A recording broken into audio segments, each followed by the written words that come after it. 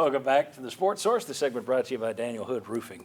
Great roofs, great reviews from all your neighbors across East Tennessee. You can find them on his website. Great prices, too. Check out that website that I just mentioned. Read all those testimonials for yourself and take advantage of their basketball deal going on right now. The NBA season's only got a couple more weeks, so you've only got a couple more weeks to take advantage of their deal. Clock is ticking. DanielHoodRoofing.com to learn more. Okay. I think this will be a two-game race, but we'll see if anybody has something different to say. One of these teams gave Georgia a scare last year, so maybe. Which will be the toughest game? Let's put this up here. Texas A&M. Tennessee is 0-2 against A&M since they joined the SEC. They actually drove the final nail into Jeremy Pruitt's coffin. At Kentucky, wasn't that the final game that Yes. year? Yeah, it was. Yep. Mm-hmm. Yep. At Kentucky, Tennessee 9-3 in their last 12 games against Kentucky. At Missouri, Tennessee just 3-2 at Columbia and Faurot Field since Missouri joined the SEC. Vanderbilt, UT has won 4 straight meetings, but they're just 6-5 against the Commodores in their last 11. What's the toughest game for Tennessee of those 4? I'm saying Kentucky because I don't trust A&M. A&M culturally, a lot of issues. They got a lot to prove.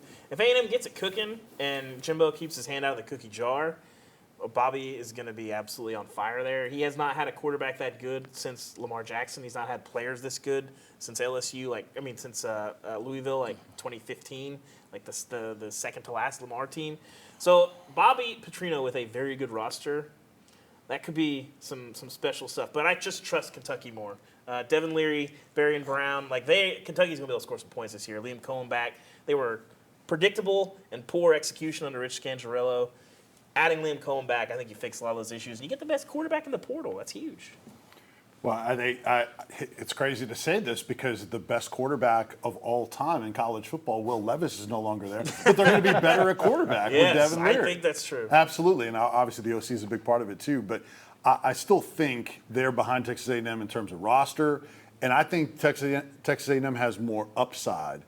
I think they're both 7-5-ish, 8-4 type of teams. But I think Texas A&M, because of their upside, that would scare me a little bit more. Okay. No one's mentioning the fact that Kentucky is on the road. And that's where I'm going. Okay, I don't think it's a tough sorry, place. Josh, he's going first. You can hold on to your thought a lot longer than he and I can. What do you got? No, that's where I'm going. I think since Kentucky's on the road, I'm going to go with Kentucky. I think that last year that was an underperforming team. I think that the year before they were really solid. They lost a lot of pieces. I don't know how Will Levis got to where he got, but that's a whole other story. So I'm going to go with Kentucky because it is on the road. And I agree that A&M is a scary team because there is so much talent there. But I'm going to go with Kentucky on the road. Now, Yeah, I'm just going to repeat that. It goes back to the first segment. If everything were equal in the schedule, I would say Texas A&M because they have some matchup problems they can create with those receivers, freshman running back that's really talented. They could potentially put up a lot of points with that skill. But Tennessee plays at Alabama and has to turn around and go to Lexington while Kentucky will be getting ready for 2 weeks to play that game. And they're going to be fired up to say 44-6 last year. We're not that. Mm-hmm. So, and I agree that they'll be better offensively. So because of the schedule setup, I think Kentucky's the tougher game. that's good. All right. I think I'm going to go with A&M, and here's the reason. It's the same thing that I was saying about Florida, only in reverse. I've seen Kentucky shoot themselves in the foot more way. They don't have enough feet. I've seen them do this year, just as Tennessee has lost to Florida in years when they shouldn't lose to Florida. Kentucky has lost to Tennessee in years. Look at it. Tennessee has been down to where they lost 5 of 11 to Vanderbilt, and Kentucky still has only beaten them 3 times in that stretch. Yeah. And you go back 30 years, it's still just 3 wins for Kentucky. So I'm more worried about Texas A&M than I am Kentucky.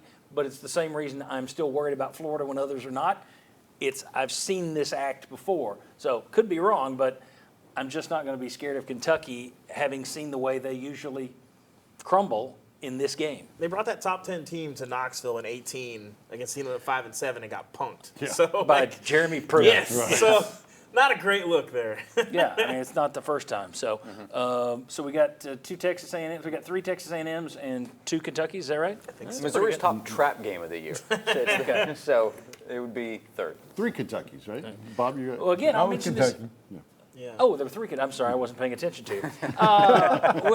As usual, I'm just paying attention to my own thoughts. The interesting thing about Missouri is, and we mentioned it earlier, they did somehow, some way stay within 4 points of Georgia last year at Faroe Field. Again, it's the SEC.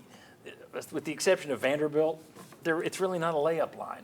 That's the only layup you get is Vanderbilt, typically. All right. When we come back, we're going to talk about Georgia. It's the game of the year. Everybody's pointing at. What are Tennessee's odds in that game of knocking off the Bulldogs? We'll discuss. Come on back on the Sports Source.